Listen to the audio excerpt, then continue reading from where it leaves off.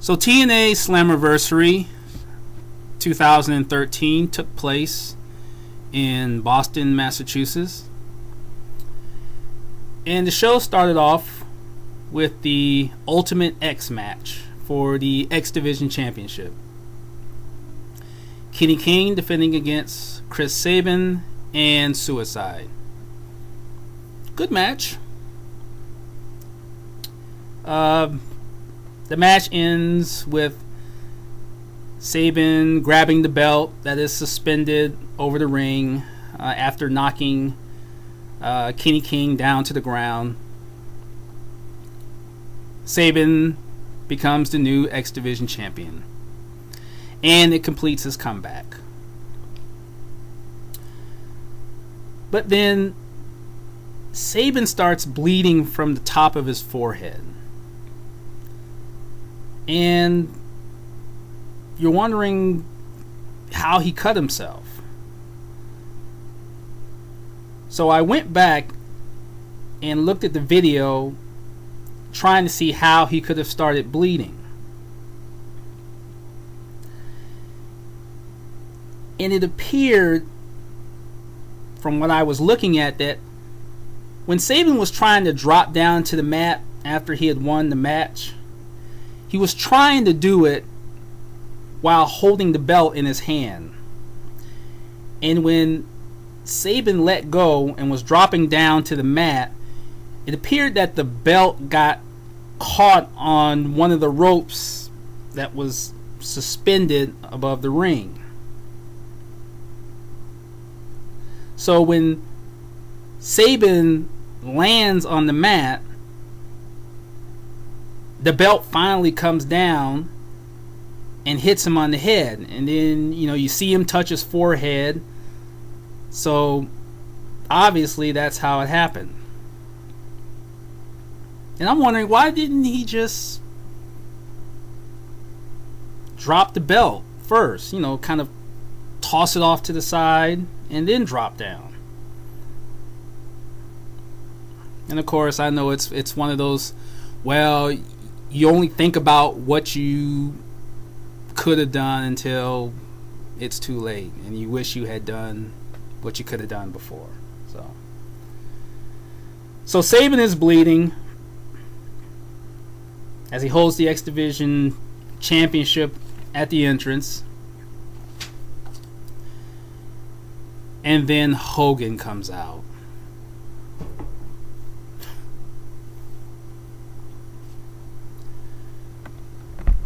Hogan shakes Sabin's hand, raises it,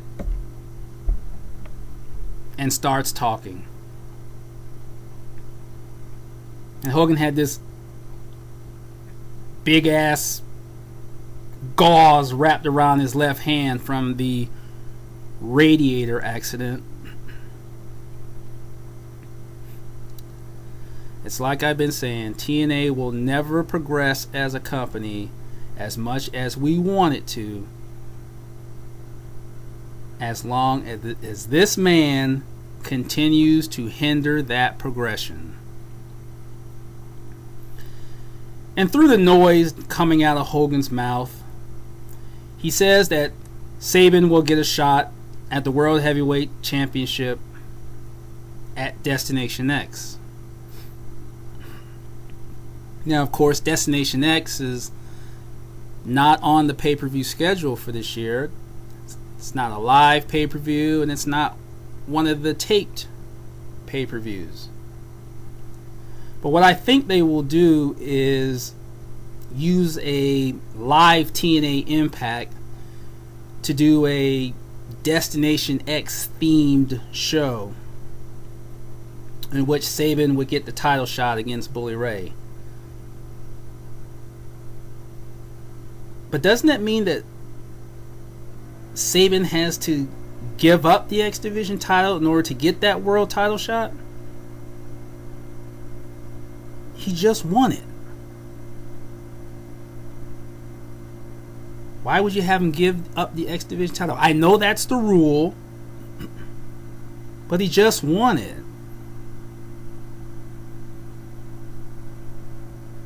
He's not winning the world title. We know that. So why take away a title that he had just won after completing the comeback, the ACLs, the rehab, all of that? Anyway, after Sabin leaves, Hogan comes to the ring. And then members of Aces and Eights come out. Mr. Anderson, Wes Briscoe, and Garrett Bischoff. And then Hogan starts rambling. I guess he called them pussies, and he called Garrett Bischoff a bitch and called his father a bitch. And all this was about as earth-shattering as an ant crawling on the ground. It's just more snake oil inducing by Hogan, trying to sound hard to get people to swallow the juice so that when Bound for Glory comes around, with the possibility of him challenging Bully Ray for the World Heavyweight Championship, you will accept it and not question it. Then Hogan announces that Mr. Anderson, Garrett Bischoff, and Wes Briscoe will take on Samoa Joe, Magnus, and Jeff Hardy in a 6-man tag team match. Wasn't this match already announced on the last Impact? So basically Hogan has wasted precious time jawing with Aces and Eights for no reason. And then he has each face come out one by one as if he made the match, which takes up more time. Yes, Mr. Anderson is subbing for Doc, but what was the point of this?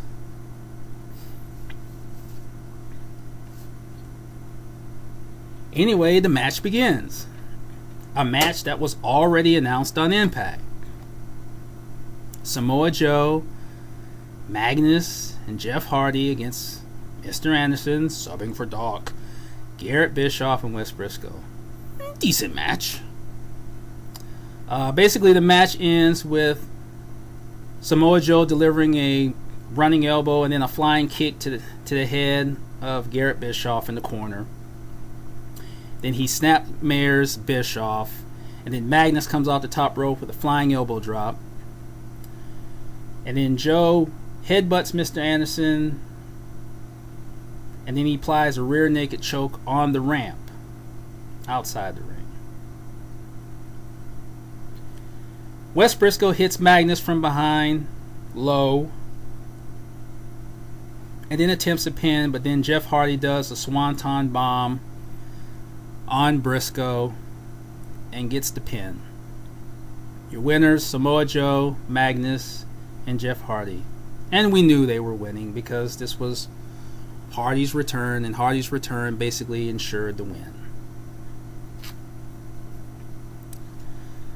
So then we see Jeremy Borash backstage interviewing dumbass Joseph Park.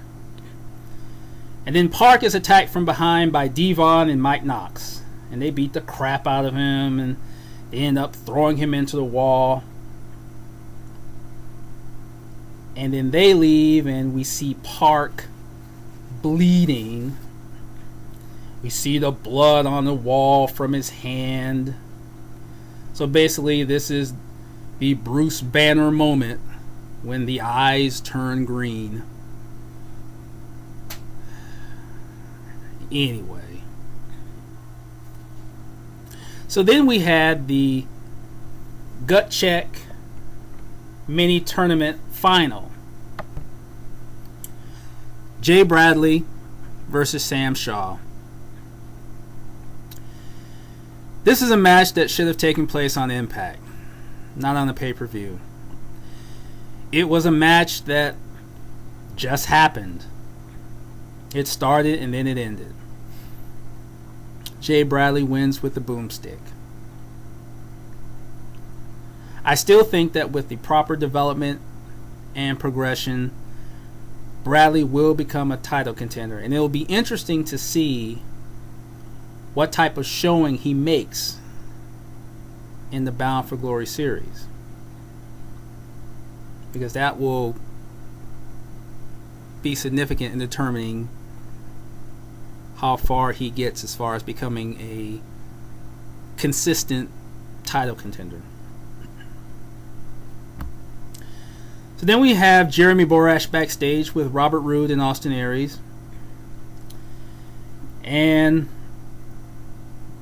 Roode talks about himself being the longest reigning TNA World Champion, the most dominant World Champion. Aries talks about going from being the X Division Champion to becoming the World Champion. And then Roode says that James Storm may have a new partner in Gunner, but Gunner is no Robert Roode.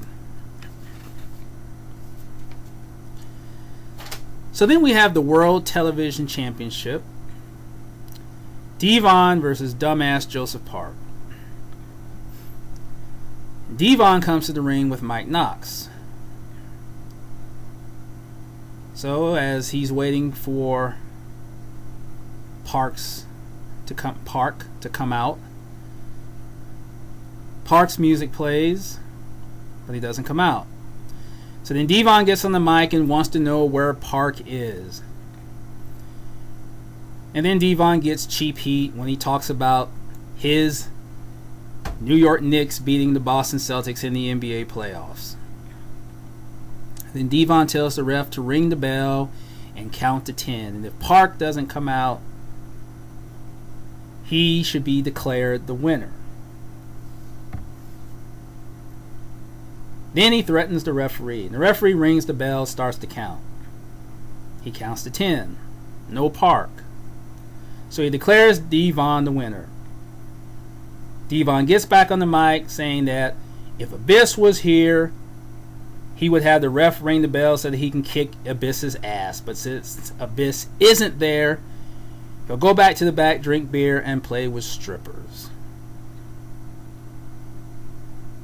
But then Abyss's music plays and Abyss comes out. How shocking. The match basically ends with Abyss delivering a choke slam to Devon. He whips Devon into the ropes, but Devon kicks him in the midsection. Devon comes off the ropes again, and Abyss catches him with the black hole slam.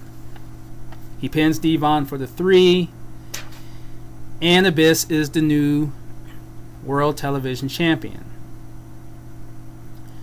Okay. Now that Abyss is the World Television Champion, we don't need to see dumbass Joseph Park anymore. Stop with the back and forth. End it.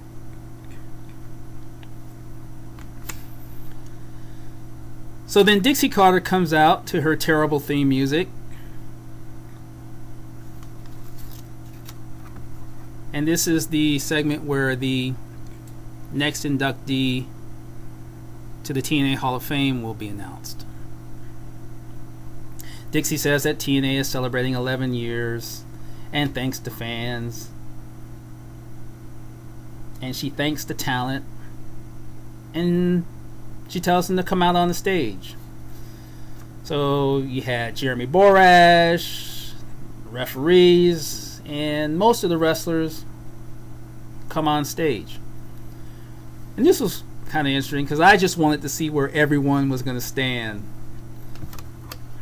It's always interesting to see kayfabe suspended for a matter of minutes. You go from, I'm going to kick your ass, no, I'm going to kick yours, to, we stand here together to honor a man.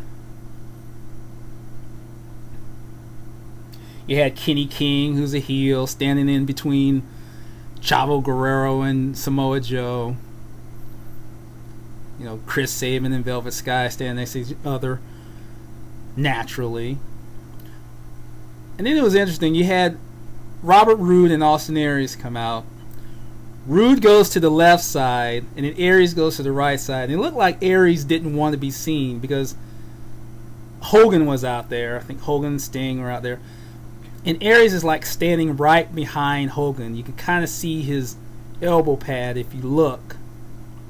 And it really looked like Aries didn't want to be seen.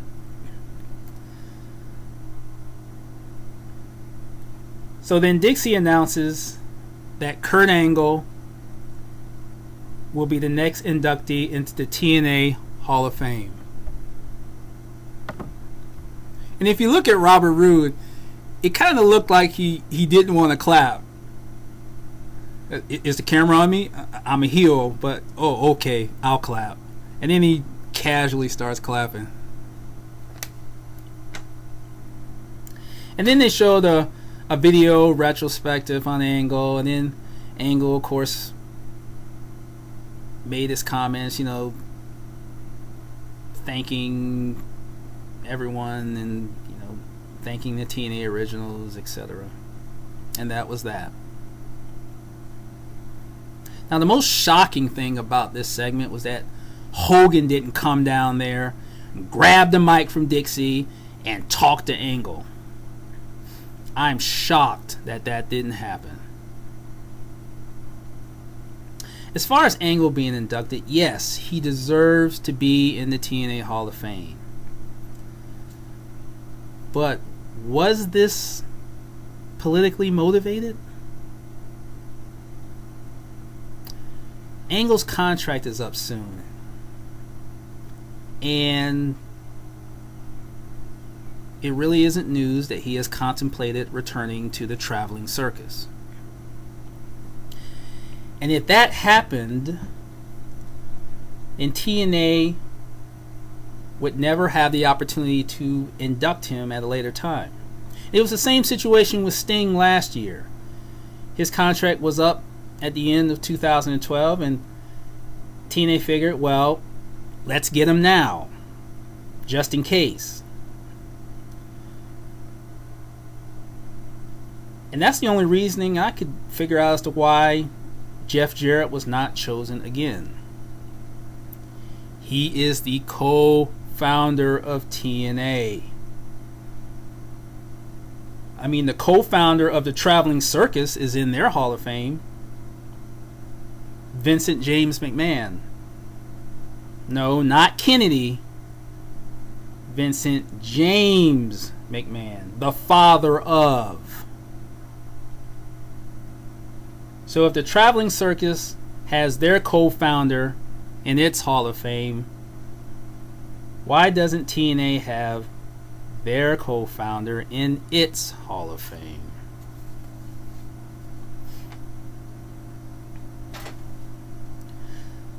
So then we had the World Tag Team Championship, 4-way elimination. Chavo Guerrero and Hernandez, the champions, defending against Robert Roode and Austin Aries, Bad Influence, and James Storm and Gunner. Good match.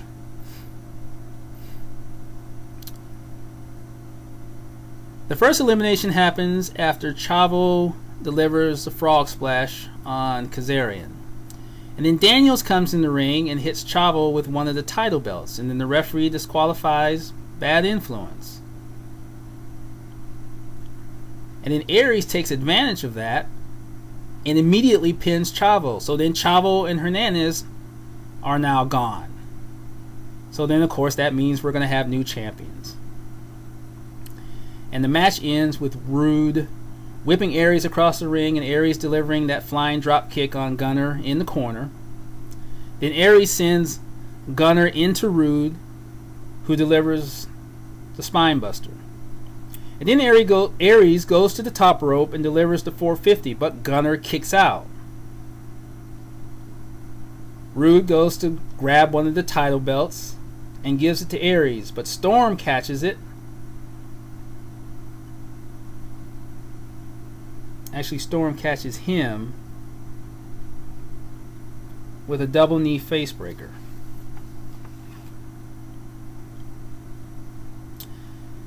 Storm knocks Roode to the outside, off the apron. And then Storm delivers the super kick on Aries. And then Gunner puts the torture rack on Aries. Aries gives up. And James Storm and Gunner are the new World Tag Team Champions. Now this result surprised me. given that Storm and Gunner just became a team, and despite performing well, Storm is still not fully healed from his injury. And I thought TNA would at least give them time to develop and establish themselves as an effective tag team. Because I think that a win at Bound for Glory for the championship would have held more significance rather than having it happen now. Okay, let's turn to Aries for a moment. He takes a super kick from Storm, and for the second time, he succumbs to Gunner's torture rack. This will be debatable, but this has to be connected to the Christy Hemme situation. See, when TNA mentioned Aries receiving a severe fine, I don't think they were talking about the alleged $2,000 that Aries paid. The ending of this match was the severe fine.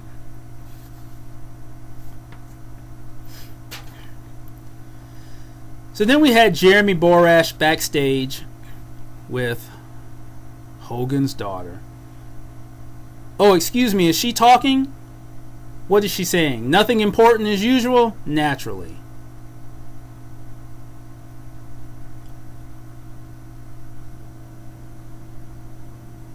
The next thing was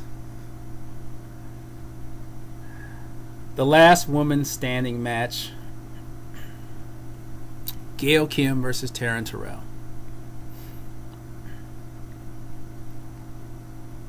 Great match. Just under 10 minutes, but great match. Now let me point out some of the things that happened during this match. Gail Kim's application of the octopus. Taryn Terrell's flying press on Gail with a chair between them. Gail Kim missing the shoulder block and crashing into the chair lodged in the corner and falling to the floor. And each woman doing the figure four leg lock to the other around the ring post. And then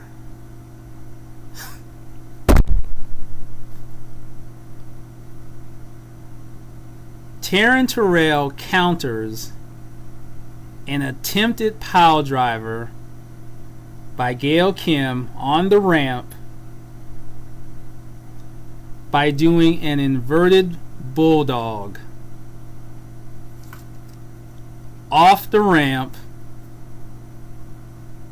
onto the floor.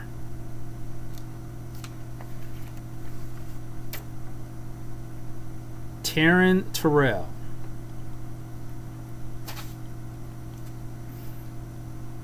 So both women are down on the floor, laid out. ODB starts the 10 count, and Taryn Terrell gets to her feet before the 10 count is up, and she wins the match.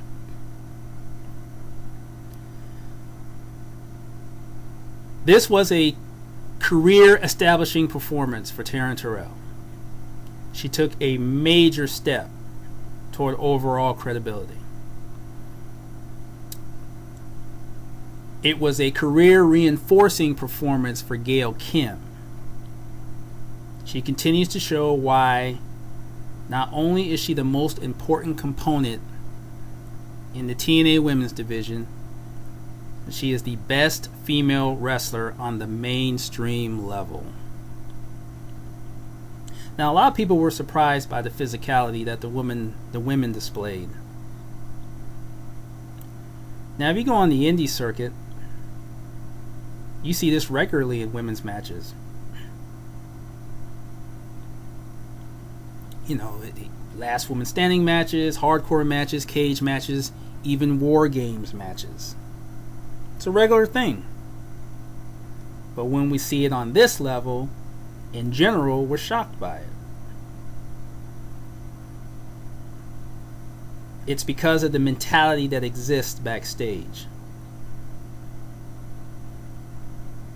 No matter which company you're talking about. Well, we don't want the women to wrestle like men. We don't want them to outshine the men. Well, the goal is to put together the best match possible. And your female wrestlers are supposed to be physical. It's wrestling.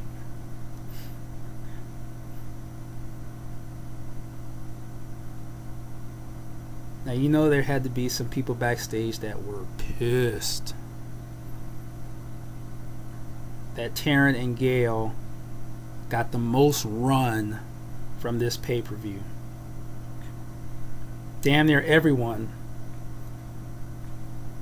has given their match best match of the pay-per-view status, which it was. Hopefully, this overwhelmingly positive reaction to this match will influence TNA management to put out a maximum effort to make the women's division the best that it can be.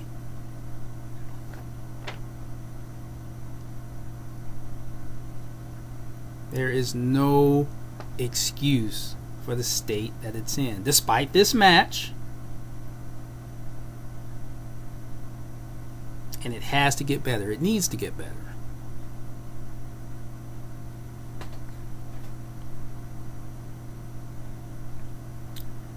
So then we had AJ Styles against Kurt Angle. And AJ had some new theme music. Questionable, but needed. And if you were going to have this music, Styles should have had this when he made his first appearance as the quote-unquote lone warrior character. Good match. Kurt Angle wins with a roll-up. But AJ should have won this match. I mean, he had just rejected Aces and Eights, and that officially started his lone warrior journey toward Bound for Glory. And a win here would have been the first significant step. But I guess TNA obviously felt that Angle should go over because of his being named the next inductee into the TNA Hall of Fame. But creatively, there's no sense behind this. Styles, however, can have another match with Angle in which more would be at stake. And if Styles wins that match, it can completely negate this result. So then we see Bully Ray backstage, and Bully Ray repeatedly places emphasis on the match with Sting being a no-holds-barred match. And he says that no-holds-barred would usually mean that certain maneuvers were banned. And he says there is one maneuver that wrestlers stay away from: the pile driver. And Bully Ray comes right out and says that he's going to use that move on Sting and break his neck. So then we have the World Heavyweight Championship match. Bully Ray versus Sting, no holds barred. Now during the match, Bully Ray had to go backstage to get a metal chair to use on Sting because apparently there was supposed to be one under the ring. And there wasn't one. I mean, Bully Ray looked under the ring on one side, and then he went on to the other side and looked under the ring, and then he had to go sprinting to the back to get the metal chair. And then later in the match, after Sting whacks Bully Ray with the chair a few times, accompanied by some punches. Bully Ray is down on the ramp, and Sting attempts to hit him with the chair again, and then singular facial expression comes out.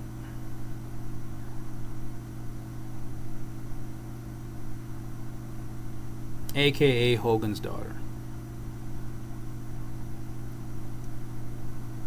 And she displays those incredibly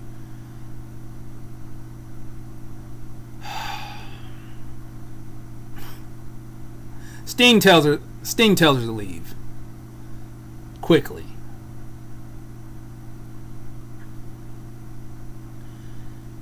Then the following happens.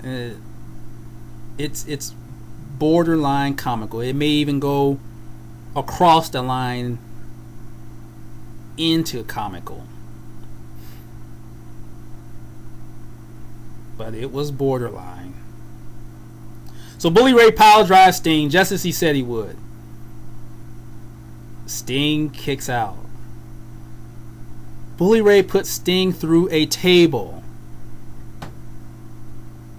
Sting kicks out. Bully Ray cuts the ring apron with a knife and pulls back the mat to expose the wood underneath.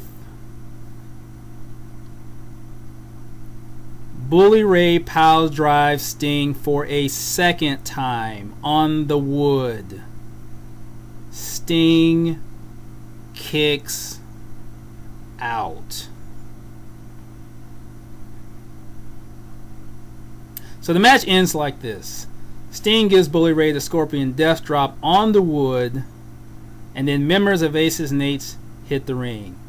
Garrett Bischoff, Wes Briscoe, Doc, I thought you had a match, and Mike Knox. 4-on-1 on Sting.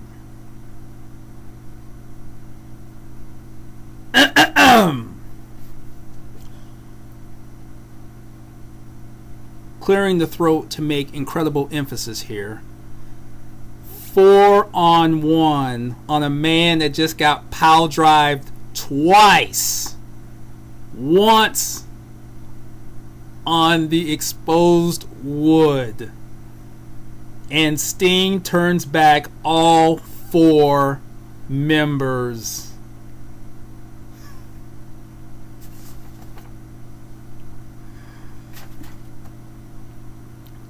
So Devon is outside the ring and he throws a chain to Bully Ray, but Sting catches it and hits Bully Ray with it. And Sting goes for the pin, but Devon pulls the referee out of the ring, and then Sting goes after Devon and hits him.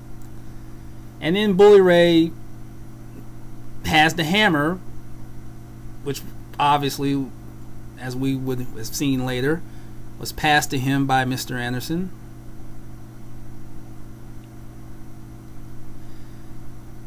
And Sting is on the top rope. And Bully Ray's back is to him. And then Sting comes off the top rope. And Bully Ray hits him with the hammer as Sting is coming downward. Bully Ray pins Sting for the 3. Bully Ray wins. Aces and Eights. Hands up. Show ends. Interesting match. And so it begins. Act 3 of The Plan. The conclusion. That being the path to Bound for Glory. And the first scene has already played. Bully Ray did an interview with Marvel.com, the website for Marvel Comics. And basically he was asked, once he got past Sting at Slammiversary, who did he want to face next? Bully Ray said, that he wants to face Hogan. And so it begins. I'm Tazmart 2002, and that was my Tna Slammiversary 2013 analysis. Please leave your comments below if you're listening to me on YouTube. Click the like or dislike button, and if you subscribe, I would really appreciate it. If you're listening to me on the Wrestling News Talk Facebook page, I am an administrator there. And you can leave your comments below and click the like button if you like what I've been saying. If you have any questions for me about TNA or wrestling in general, you can get at me on Twitter, Tazmart2002. That's TAZMARK2002. And if your comments exceed the 140, get at me with an email. Tazmart2002@gmail.com. It was a good pay-per-view. There were a few complaints about the women's match not being long enough, despite the match of the pay-per-view status that it has received. It would have been, could have been, and should have been longer if Hogan didn't come out earlier to run his mouth trying to be hard and making a match that had already been made. Oh, he was there to put over Chris Sabin. No, he wasn't. Hogan was there to put over Hogan.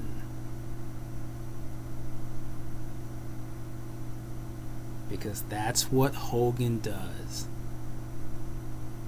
At someone else's expense. And when Hogan does something like this, that makes him smile. Will Bound for Glory be the place where he smiles the brightest? I'm Tazmart 2002, gone.